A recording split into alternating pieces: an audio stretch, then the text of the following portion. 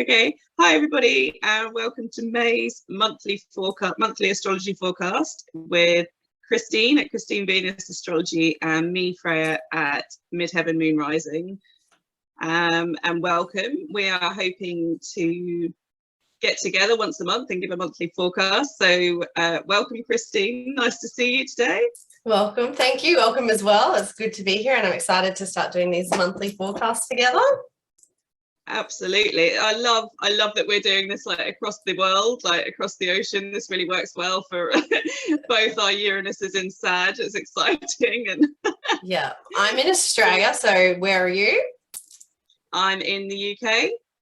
Okay, pretty cool. So I'm just a couple of hours away from London, on the coast. Whereabouts are you in Australia? I'm in Queensland, in Brisbane, so in a nice sunny state. So lots of sunshine for me, luckily. Oh, and warmth. We've actually got some sunshine here today, which is lovely. So I'm going to be soaking up every ounce of it later on today. Definitely. Yeah, because it does get quite cold there, doesn't it, as well? Oh, yeah. And quite overcast as well. So there's like a lot of grey. So you get a blue sky day, everybody like runs for the door and is like, right, what can we do? How much can we pack into our day? So the streets are packed when it's sunny. Absolutely, yeah, and the beaches as well. Like the beaches aren't that far away from where I live. Oh, and yeah, they get pretty busy. Everyone's a bit nuts. Like we go in the sea even if it's like quite cold. Nuts. That's crazy. Yeah.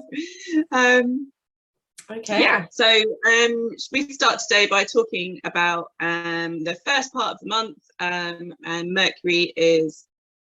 Well, it's currently, as you said in earlier when we were having a chat, in its shadow phase and it's stationing retrograde. So it will be going retrograde on the 10th. I think it's 10th where you are, but it's the 11th where I am.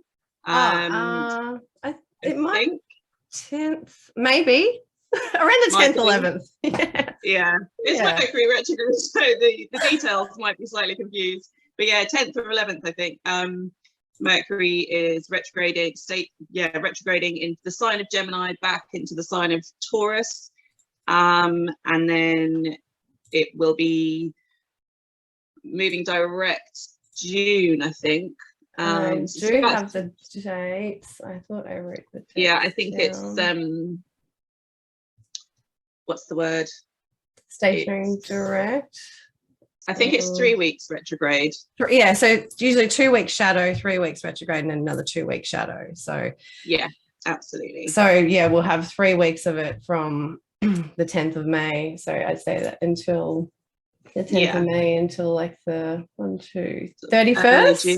31st, and then 2 weeks in shadow after that. Yeah, so up until like the 14th of June, I guess. That's a long, it feels like a long time, doesn't it? I know it does, and then suddenly it happens and it's like no time at all, and it's over. And I think the thing that's really like sticking out for me lately in terms of retrograde motions is the stationing element of when the planet is really slowing right down, and you can feel that kind of revisiting and re-going over old topics is kind of coming back to the surface in the kind of lived reality that we're experiencing from the planetary influence, like down here on Earth. And so the stationing energy as we're in now is like, it's like my favorite analogy. I always use it, but for those of you that haven't heard it before, it's like when a container ship is slowing down and going through the water, but it's slowing down to turn around, and there is so much energy needed for that, just that action of movement and redirection to take place. And I think once I started focusing on that image, it was much easier for me to kind of gain a perspective on what stationing really means and how it's going to affect our actual lives. So yeah, in terms of like if you're trying to learn something and you're just getting frustrated, when we come up to a station, it gives us that chance to kind of take a deep breath in and think, okay, refocus. What do I need to look at again? Where do I need to revisit? What kind of, you know, it's a bit like when you have a full moon, and it can shine a light and bring results, but it can also shine a light on the things that you've forgotten. And especially with a Mercury retrograde, it's like the light is on. What details have you not quite gathered together, which mean that your results aren't coming yet? And so I think a Mercury retrograde is a great time to be, just gradually filing away all those extra bits of information and finalizing things. Yeah, absolutely. Yeah, it's like if you're trying to buy I've never actually bought a house, but I hear if you're trying to buy a house, it's like signing all the papers and all that stuff that just makes it really a slow experience, because it tends to take a few months, like from what I hear. And it's like all of that stuff, like there's solicitors involved and like all this legal stuff, and all that information has to come together so that the results can finally happen. And I find it really interesting that this Mercury retrograde is going to be taking place between the two eclipses as well. I think that's probably quite relevant. Yeah, definitely. Yeah. And because I think because the ruler of Mercury's retrograde at the start will be in Taurus, because it's retrograding. Mercury retrogrades, enters Taurus May 22nd. Yes. Oh, sorry. So it'll be Gemini. Sorry, go into Gemini and then into Taurus. So then when Taurus becomes the ruler of it too, and it's like Taurus is the part of these eclipse energy too. So it all ends up tying in together, which we know the astrology always does anyway. It's so beautiful, isn't it? Like every time you're like, and there's a new link and this bit makes sense. And I love that. Yeah, because so I'm just looking at my computer behind me, like Mercury's currently at 4 degrees of Gemini.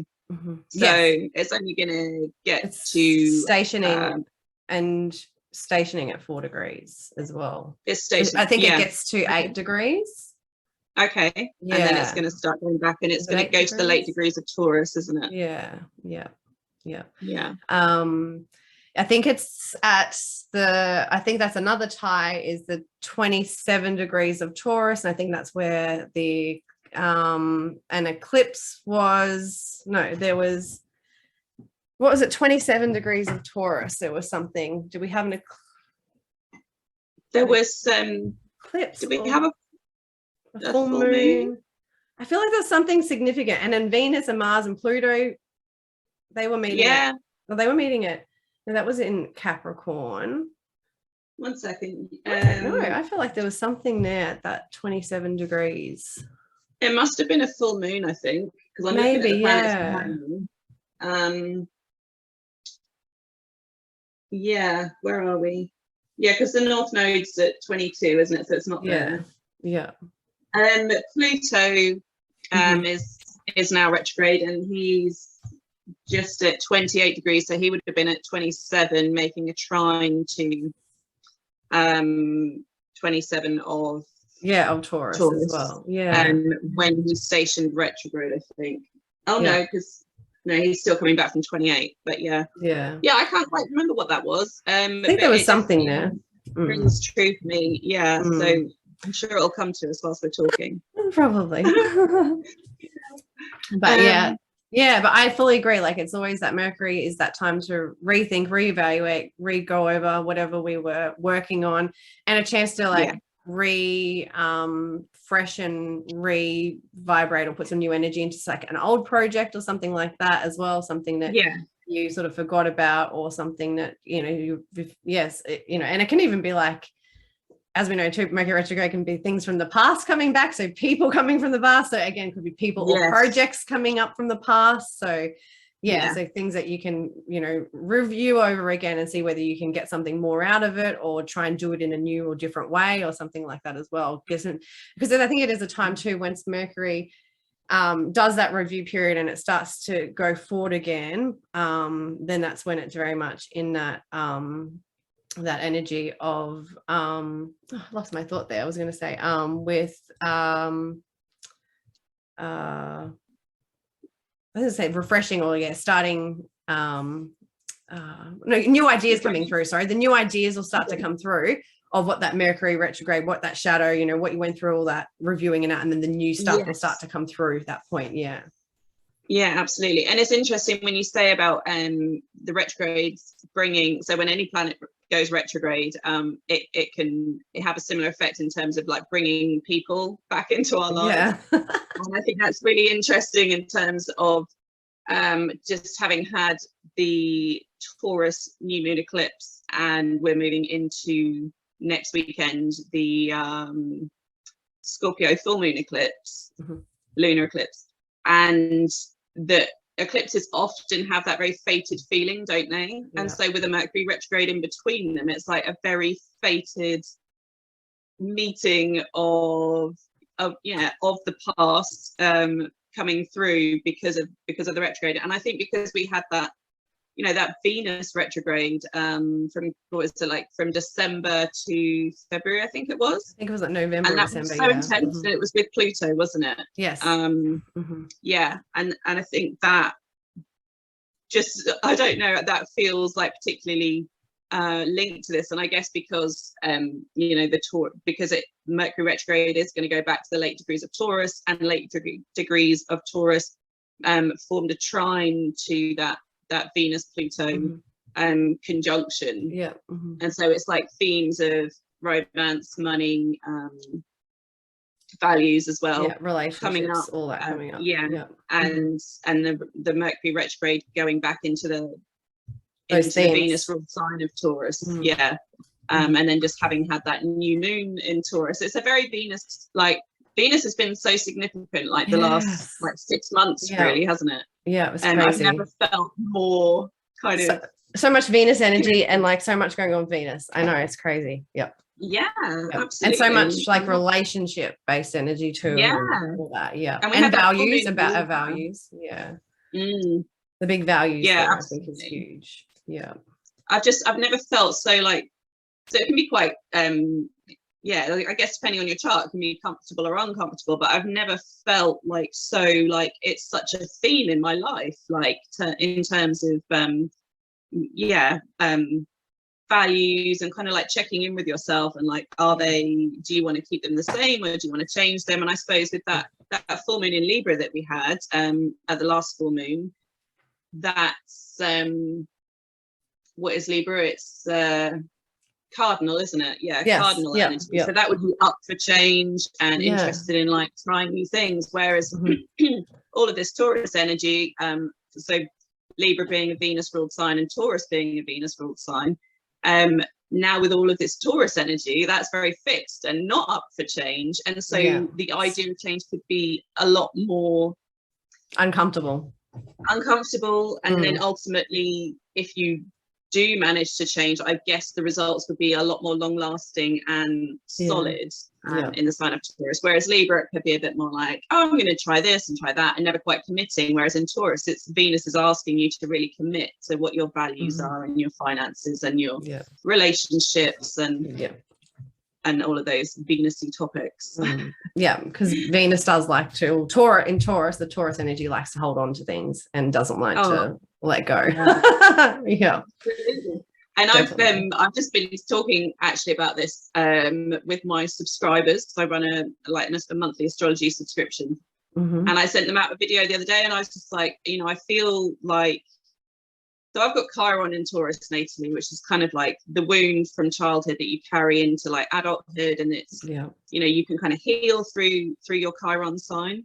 And one way that I feel that this manifests for me is always worrying. So we talk about Taurus holding on to stuff, always worrying there's not going to be enough in terms of food.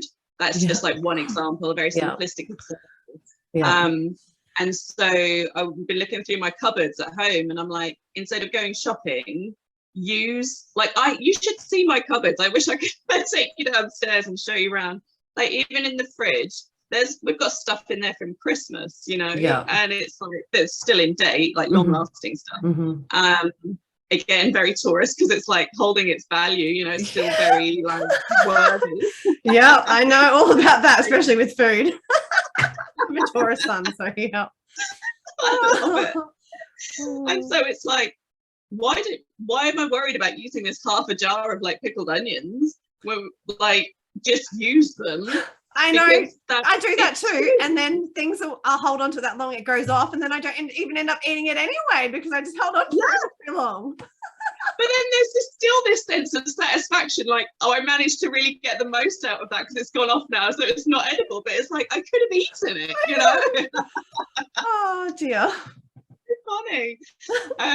Yeah, and so I think that's the really funny thing about Taurus holding on to stuff. I'm like really holding on to the contents of my cupboard, and actually it's like I think there's a real magic in trusting in Mother Nature and the earth that she will provide. So if there is this fear of like, no, I need to, wherever Taurus falls in your birth chart, so even if you don't have any planets or angles in Taurus, Taurus is still activated within a house in your birth chart. So depending on the area of life that it's activating, this will be where you really like to hold on to things and often feel like things are your possessions. And so my youngest son has got moon in Taurus, and I really think he thinks that I am absolutely his possession. And yeah, really fixed. And I think he suffers a lot more with separation anxiety than my moon in Capricorn baby did or does, who's we're still very connected, but he's much happier to kind of try out new things, whereas, and you know, the baby's young, so of course like he's very connected to me, but I just feel that moon in Taurus with him, and he's so slow to try any new foods. Like weaning with him is it's a slow process. So very Taurian, very slow and steady, and knows his own mind, and isn't up for negotiation. Stubborn. Yeah, absolutely. Yeah, my mum is Taurus moon, so I know all about that. I'm hoping one day he's going to turn into an amazing cook and cook for me. Hopefully. You can only hope so. That will please your Taurus Chiron then too. It will. Very healing. Yeah, definitely. Oh, that's funny. But and I mean that's a bit scary, like during these times, I guess, when there's like threats of food shortages and stuff like that. And you know, absolutely. It's such a theme, isn't it, because of the North Node being in Taurus as well. It's like we're our collectively we're all in this boat together, and you know, we are experiencing a lot of suddenly, you know, your favorite thing isn't in the supermarket anymore because they just can't get hold of it, or you know, there's blocks in the supply chain. And I've definitely been thinking more about like growing my own food and just trying to be a bit more self-sufficient. And I think there's no harm in that, but it definitely, there's a huge sense of like needing to trust in the earth and what she can provide for us. And I think anyone with like planets in Taurus, they have like a natural affinity with this. And just trusting in Mother Nature and her provision. And I think when you have Chiron in Taurus like me, it's just like, no, but it's so scary. Like, how can I trust that it's going to be okay, you know? And it's just like, it's really good to be surrounded by lots of Taurian energy. Funnily enough, Taurus is a very mothering sign, and or very linked with with the mum and nourishment. And when I became a mum for the first time, all of my mum friends were Taurus sons, which I just find fascinating. It's like the way of astrology, isn't it? People always come into your life, and the symbolism and the archetypes always come into your life, you know, just at the right time. And I find that fascinating. Very interesting. Did that on the same day as the Mercury retrograde, we've also got Jupiter going to Aries. So is there anything else you wanted to say about Mercury retrograde, or do you think no, that's pretty much it? So everyone knows normal Mercury retrograde themes is like, you know, usually don't sign any new contracts during Mercury retrograde unless you're up for changes down the track later on, because you know until you do it and experience it, it really does happen and it matters. Like, and it can be simple as a small purchase, buying something. Keep the receipt, because later on you could change your mind, or something could break or go wrong with it, or whatever else. And it's the same with with contracts, with starting anything new, a new project, whatever it is. It's just be aware that there could be changes down the track. That's always the most common thing. And of course, you know, backing up your computer, all the basic stuff, but it is really essential, these things, because it does happen, you know, like, although it's like it's the stereotypical things, you know, of whatever Mercury retrograde, but they do happen. It's like backing up your computer and, you know, watching out for like car issues and travel issues and, you know, miscommunication, all that sort of stuff as well. Yeah. So, and watching what you're saying, like, think before you speak, if it's at all possible, because it's that thing of like not being able to kind of help yourself because you just want to communicate everything, and it's like everything can tumble out of your mouth when perhaps you didn't want to say everything because it's perhaps just not that beneficial to everybody in the conversation. And I think more so when Mercury's in Gemini, that too, because it's naturally like that. It's naturally chatty, talky, gossipy, just like says things to share information, just really excited, inquisitive, and just wants to, like, you know, just get heaps of energy going, sort of thing. So you have to be careful of that, definitely. Sure. Gemini is very curious, isn't it? And it's just absolutely, just think before you speak if you can. Otherwise you might be repairing quite a lot of your words during the Mercury retrograde period. Especially with relationships, because it's, you know, all about relationships, everything at the moment. Absolutely. Definitely. But so Jupiter is also going into Aries on the 10th, so that should be exciting, because Jupiter is quite an happy sign in Aries, because it's like, it's a more positive energy, it's that fire sign energy too, and it's like Aries has that can have that really positive inspirational energy, and it can like do all these amazing things. It can expand and create and give us all this like really good energy to work with. It's highly creative, isn't it? It's fantastic. I think that's the fire energy, and there's and like, I don't know if it was something in ancient astrology that I read, and it was something that about that Aries used to be the intuitive sign, like fire was I can't remember if it was Aries or fire was the intuitive sign. It wasn't like water. It wasn't water. It was fire. Like, that was where the intuition came from, or whatever. So. And I think that's definitely true. The more fire heavy people that I have in my life, I think that definitely plays out true in reality. I've got two fire sign boys, one Leo and one Aries, and I think the intuition, perhaps it's just because they're little, I don't know, but I think their intuition is very strong. And kind of openly so as well. It's like a celebration of intuition, instead of, you know, when you get that heavy like Pisces, Cancer, Scorpio, water intuition like I have, it can be a bit, you know, you kind of keep it hidden and you keep it below the surface because you don't want anyone to see, whereas the fire signs naturally celebrate, don't they, because it's about passion and love and wanting to share experiences with people. I think that's really inspiring. Definitely.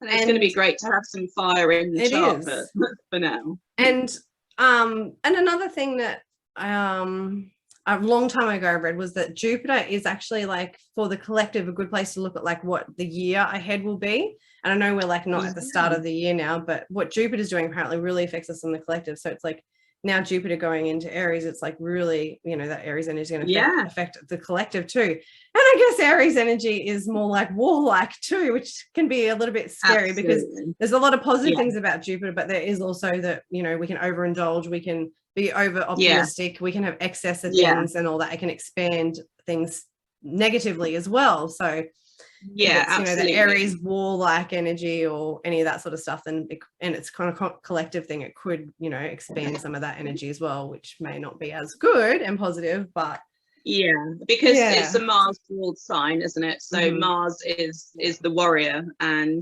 Aries is like the ultimate war warrior, and and Jupiter is expansive, and so it's expanding these ideas. And I suppose nobody's unaware of what's going on in the world, and it's just interesting to watch. And when you said actually that we're not at the beginning of the year anymore, in terms of like astrology, April is astrological new year, isn't it, as we move into Aries season? So in a sense it's like it's coming maybe a month late but it's quite a nice like correlation that it's close to the beginning of astrological new year. And I'm just so excited to have some fire in the sky, metaphorically speaking. Instead of, we've had so much water and earth, everything's been very intuitive and sensual. But even as somebody that's got lots of water and earth in my birth chart, and that's like a natural place for me to be, even I'm a bit like, oh, can we please have some like action now, and some inspiration and some positivity and some creativity, because I think that Jupiter Neptune conjunction that we had in Pisces, beautiful, but if I'm honest, slightly depressing for some. And to have some fire now is like really nice in time for summer as well, that we can actually start like doing stuff. And because this year is so different to the last few years, we're actually able to get out and do some fun stuff. And Aries is that the first cardinal sign of the zodiac that just likes to get out and initiate, because cardinal signs initiate things. Not so good at completing or finishing off. But I always think about this in terms of business, because I think like, you have that strong cardinal energy. It's like initiating and having it's like a business think tank. You have all these amazing ideas, and you're not the one that actually needs to fulfill the idea. You just have the initial idea and then you pass it on to somebody else, and then move on to having new ideas. And I feel like I've always thought that would be like my ultimate job, is to have like business ideas, really creative business ideas, and then pass them on to like companies so that they can execute them, because like I get bored down the line. I'm like, actually no, I'm going to go off and do this now. Well, that's very entrepreneurial, isn't it, anyway? Because that's what they do, start businesses and then sell them. So yeah, I don't know how to do it, but it's very entrepreneurial energy. And I was thinking as well, my when I was talking about my Aries sun, as in male child, not the sun in the sky, Aries is very much it's the head in terms of the body part, isn't it? Mm-hmm. And they lead with the head and they bring the feet in later. And as my son is learning, he's 1 year old, he's learning to kind of climb onto the sofa and off again. And he's constantly just leading with his head onto the floor, and I'm just like, dude, like such an hour. It's like, please land on soft floor, like scattering cushions everywhere so that he doesn't hurt himself. But it's so Aries, and I just thought I'm watching him a lot at the moment, and I think when Jupiter moves on to his sun, it's going to be like, whoa. It's going to be What degrees is his sun? He was nearly a Taurus, so it's like 28, I think it's 28. One second, hang on. I think I've got his chart over here. Where are we? Oh no, it's 24. Oh, okay, yeah, 24. That's right, because his Venus is 2944, because it changed sign 2 hours after he was born. Wow, that's nuts. So it's interesting, like that real final push of energy. Yeah. Mm-hmm. Also, so Jupiter finishing in Pisces is the end of a 12-year cycle too. 12, 13-year cycle, because it's 12, 13 years Jupiter going through its cycle. 12, 13 months it goes through each sign. So and this is the start of a new cycle as well. So it's the start of a new cycle for another 12, 13 years. So it's another thing, I guess we can look back at like 2010, I think it will be. Or, I don't know if it's 2009, 2010, 12, 13 years ago, when Jupiter was in Aries at that time again, and what was happening in our life then, and what new things could have been coming in. Of course, the themes will always be different later on. We have, history repeats in a sense, but there's always like little differences, because the sky's not always exactly the same. But that's like another thing too. But it's exciting that it's a new 13-year cycle as well with Jupiter. So absolutely, I think that's pretty cool. An end of an era, and I love tracking those cycles. Sorry. And new beginnings in Aries, with Aries energy. Absolutely. And it's I think it's very much about people, new beginnings for probably everyone, stepping more into the individual self and who they are, because Aries is very much about us, our individual self, and like our identity. So people really stepping into the identity of who they are, and growing within that, and learning about themselves, because Jupiter likes us to learn and teach us as well. It's a teacher. So and I think that and probably with that, like from a reward wise from Jupiter, the more you step into your own individual power and be your true self and take action on things in life and put that energy out there, initiate things and go after, do that Aries energy, then I think you'll get the gifts and rewards and opportunities that will come from Jupiter from doing that. Yeah, it's like embracing the bravery and the courage of the warrior, isn't it? And the more we embrace that the more, and confidence energy. And that confident energy, the more we do that, the more we're going to get back. Yeah, absolutely. I think that's perfect. Yeah, that's such a great I'm so excited for Jupiter in Aries. I think I was a bit anticipatory about it when I was thinking about it earlier this year, but actually now I'm really ready for it, and I just think bring it on. It's exciting, it's brand new, and like you say, it's the starting of a whole new 12-year cycle, especially because Aries is the first sign in the zodiac, so we've just finished up that very Pisces, very kind of like just thinking about like pandemics and stuff like that. It was very much about like institutions like hospitals and illness and if we finish that, then that's good. If we can stop expanding that, that's good. Absolutely. And that sort of isolation period, and there's like nothing isolated about that's very Pisces like isolation too. Exactly. So that's a good point as well, that we're finishing and completing that part, which is really good. Absolutely. Is there I guess they're the kind of main things. We've still got Saturn in, so I'm just looking at the chart, Saturn in Aquarius, haven't we, at 24 degrees. So still kind of Saturn likes to restrict and put up boundaries in terms of sort of delivering us to adulthood. I always think of, once you've been through a Saturn wants us to grow up. Slightly more adult after we've been through like a strong Saturn transit, like a Saturn opposition or a Saturn square or a Saturn return. And in Aquarius it's about groups, other people, the collective, and humanity. I mean, you can't turn the news on at the moment without seeing the word humanity and humanitarian aid and things like that. So that's still in the final decan now, isn't it, of Aquarius. And it will also be in sextile when we get onto the lunar eclipse too, sextile into the lunar eclipse and trining the north node. So there'll be some Saturn energy. Is it in, I think it is in a sextile or in a square? Hang on, let me square. It's in a square. So Pluto's in a sextile and Saturn will be in a square. That's right. So that's really constructive energy in terms of that super powerful Scorpio eclipse that we're going to have. So that's next week. Is that on what date is the Scorpio eclipse? So 10th of May was Mercury Retrograde, and then the next thing so the next thing is May 16th. So maybe May 15th for some people, like really late. I think maybe 15th in the UK. And or May 16th for others. But in Capricorn, sextile with the moon, and within 3 or just over 3 degrees, I think, and then squaring with Saturn. So if I move to that. And it's the south node, isn't it? That's why we get the eclipses, because we've got the full moon at one of the ends of the nodal axis, and so this full moon is at the south node end of the nodal axis, which is in Scorpio, opposing the north node in Taurus. So it's like, if the north node in Taurus is where we're moving collectively, then the south node in Scorpio is like where we've been, and the kind of the knowledge that we can bring from, it's past life stuff as well, isn't it?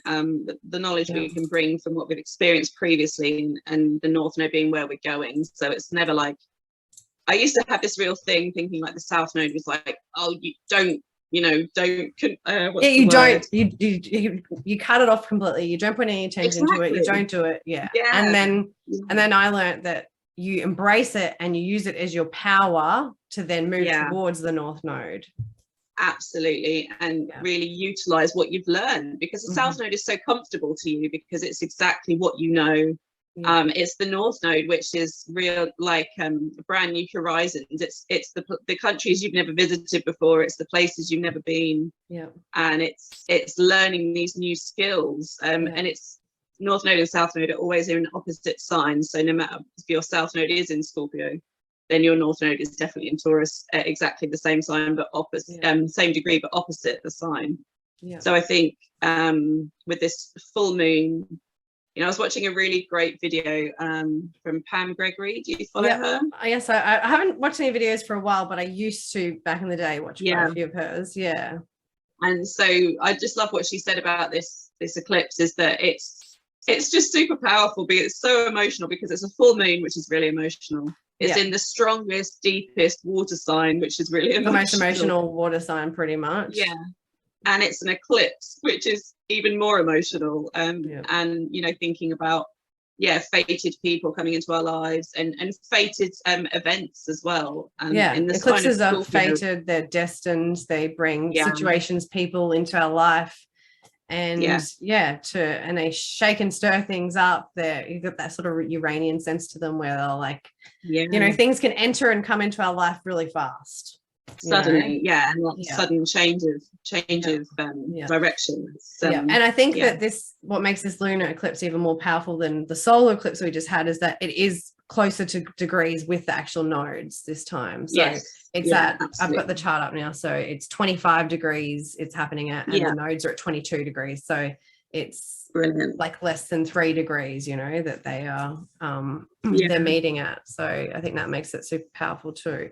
And then because it's Scorpio, we know like the rulers of Scorpio are Aries and Mars and Pluto, and Pluto is so much about like the deep emotional shit coming to the surface and all that sort of stuff. So I think that makes it even more intense as well, because it's like Pluto ruled, and like I said, it's in that sextile with Pluto too, the South Node. So Pluto is giving it that beneficial energy to draw all the shit up, to bring all the shit to the surface, to bring up the secrets, to bring up the psychological matters, the sex issues, the trauma, the power struggles, all the juicy stuff, all that Scorpio murky, dirty water stuff that we don't like to get into. It's like all the deep hidden stuff, all that coming to the surface. And that's what fear as well, isn't it? Fear energy. Fear, definitely. That's a big thing with Pluto. Our fears coming up. Is it what we keep hidden?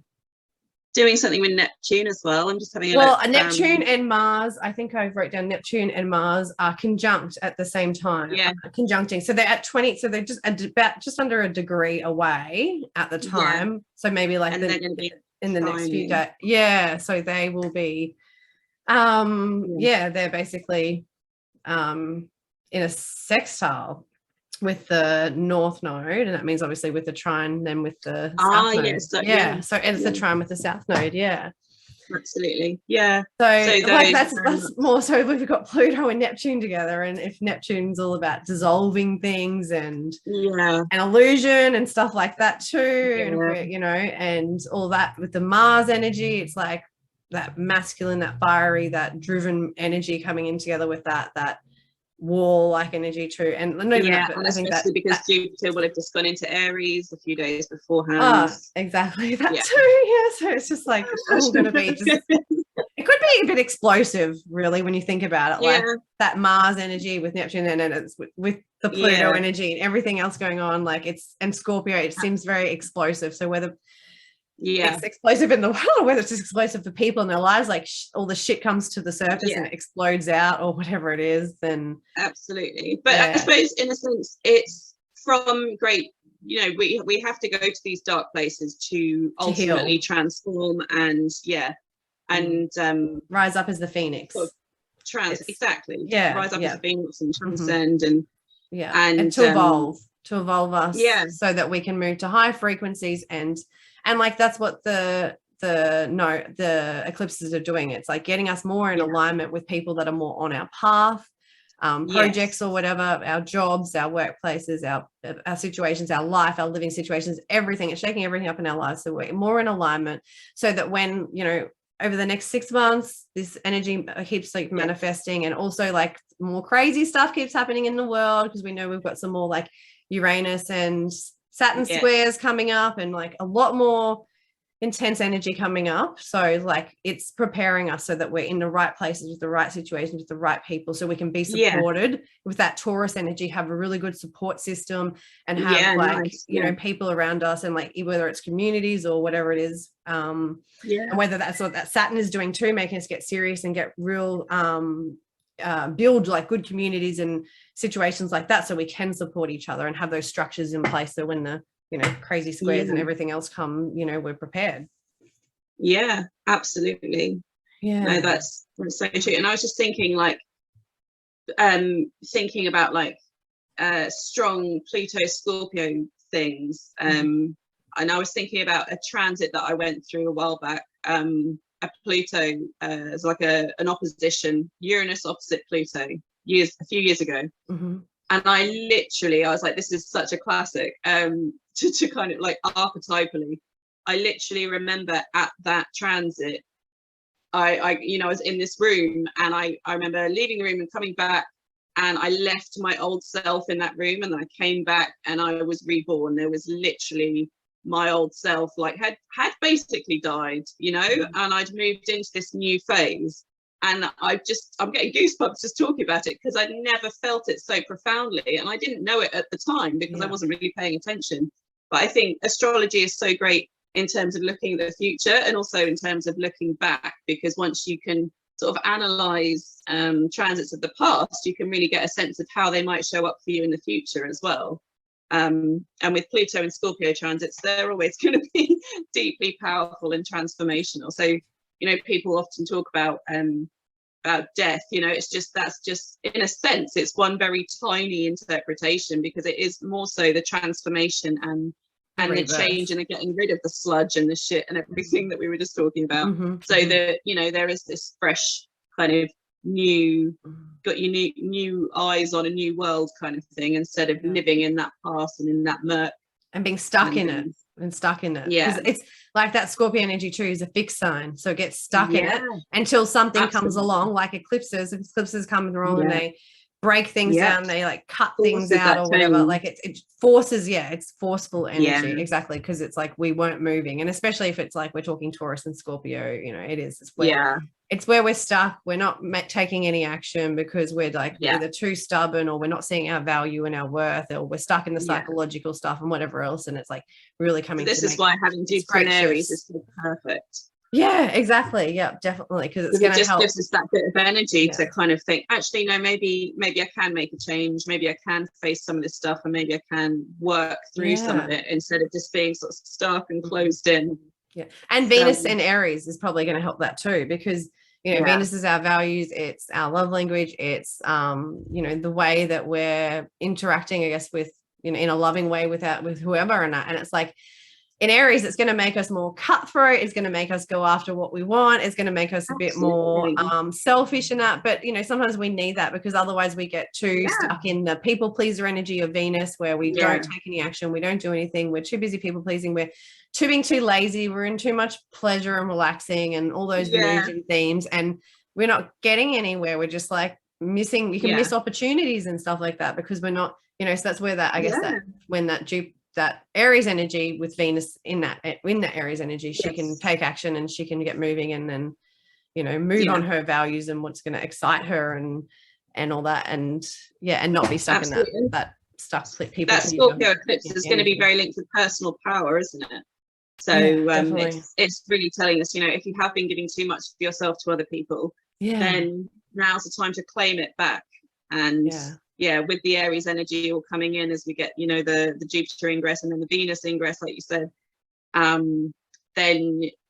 then we'll feel like we're kind of deserving. It's not even a sense of deserving, it's like absolutely a sense of knowing, like, this is what I need, this is what I want, and it's not about everybody else anymore, it's about me.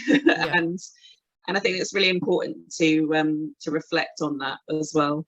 Yeah, definitely. Yeah, like you say, you know, we can get far too easily into this kind of people pleaser attitude, mentality, and if we're not looking after ourselves, then we can't, you know, there's only so much we can give out before, you know, we implode. Exactly. Yeah, so that's it. Yeah. And I think that's, you know, that that's the other side of, you know, if you look at it, Libra Venus energy, it's very much bottle things up. And even Taurus is like that too. Taurus can be pushed and pushed and pushed and be really calm. And then they get to the point where they're pushed so much, and then that one little button, then last one just they explode as well. So that's that Taurus energy too can be like that, where it's like you think they're so calm and peaceful, but you just push them too far, and it's not like that at all. I think it's like that as well for the strong Pisces stuff that we've just had, because it is so much like, let me help you and let me put my stuff on hold, because, you know, I empathize and I feel what you feel. And that's lovely and it's beautiful, but like you say, ultimately you can find yourself in a complete puddle on the floor, or you can explode because you've just given far too much and there's nothing left in the reserves for yourself. So I think there's been so much of that. Every conversation I'm having at the moment with people, like friends and clients, it's like just a lot of reclaiming of power and thinking of the self instead of other people. There's a strong sense of community as well, you know, like there's sharing with that Saturn in Aquarius and the North Node in Taurus, and like, you know, kind of I keep imagining people like growing vegetables together in community gardens and stuff. I think that's great. But that's so nourishing because we're getting something back from it. It's not just giving. Exactly. It's a equal energy exchange. That's it. Yeah.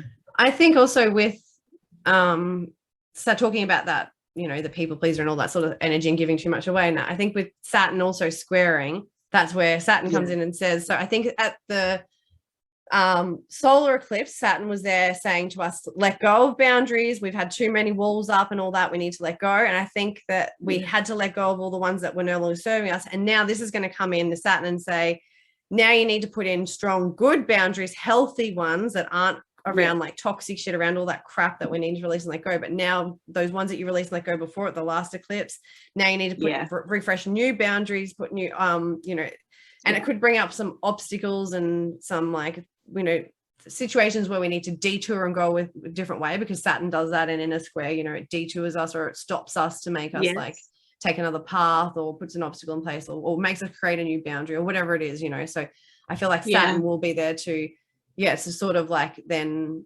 refresh that energy from before, where it's like that we let the old boundaries go, but now we need to put some new ones in place so that we aren't being too people pleaser like and all that, you know.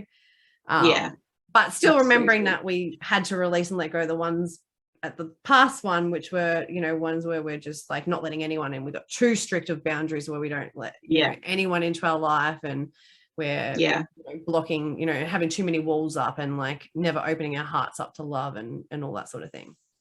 And isn't that the Saturn square Uranus, isn't that we had a couple of those last year, didn't we? So it's like a repeating cycle. So those themes are kind of can ebb and flow back in again.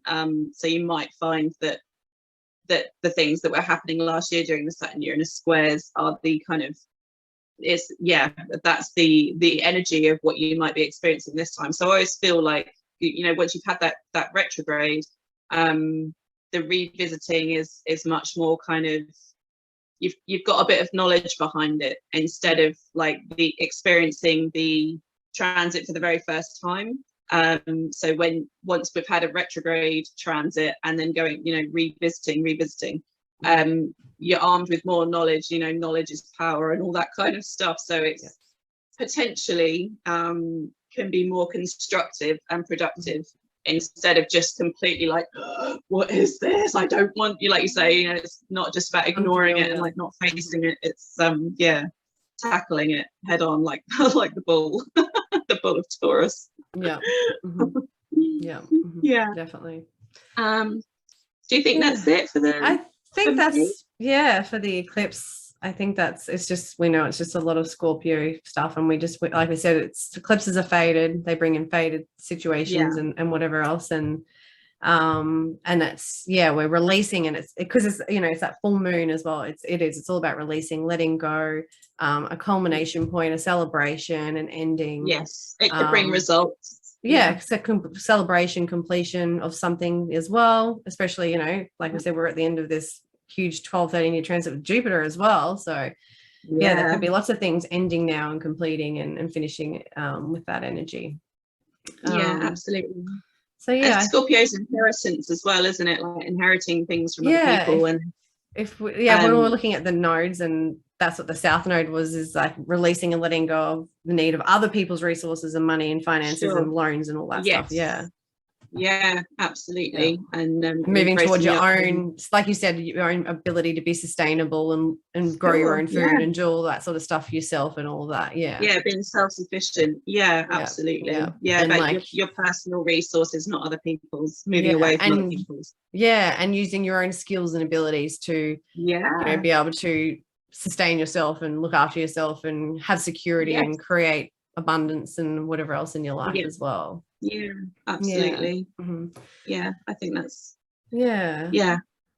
that's a nice finishing point, I think. Do you think that's the only other thing later in the month is that we do have the sun moving into Gemini on the 20th, which will just, that'll be obviously, we're going from Taurus, which sun in Taurus is nice.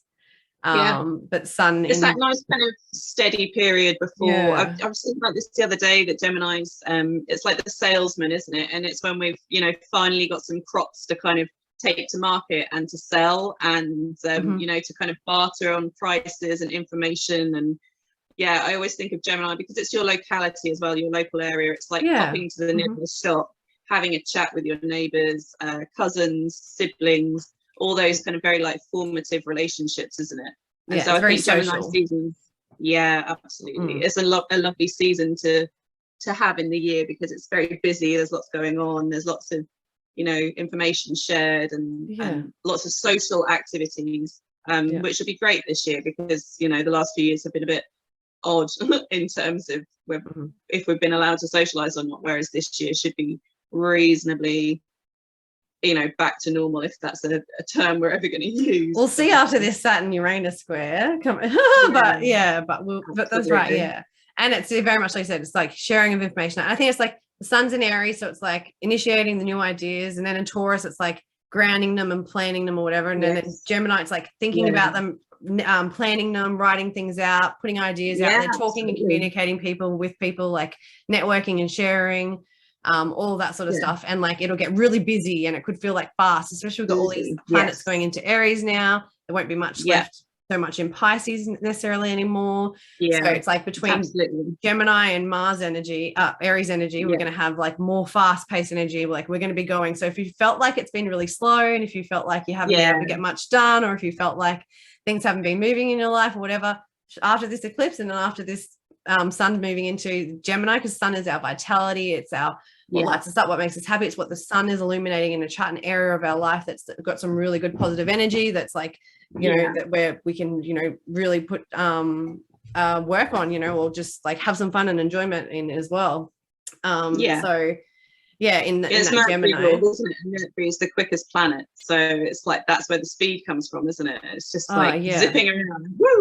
And Mercury has access all areas, doesn't he? He's not like he's not limited to anything. So sun and so when we have the sun and Mercury in Gemini, that's going to be that's going to be like a bit more hectic, I think.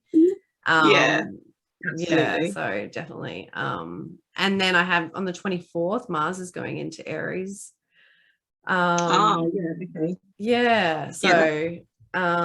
let me Mars is going to be very happy in Aries.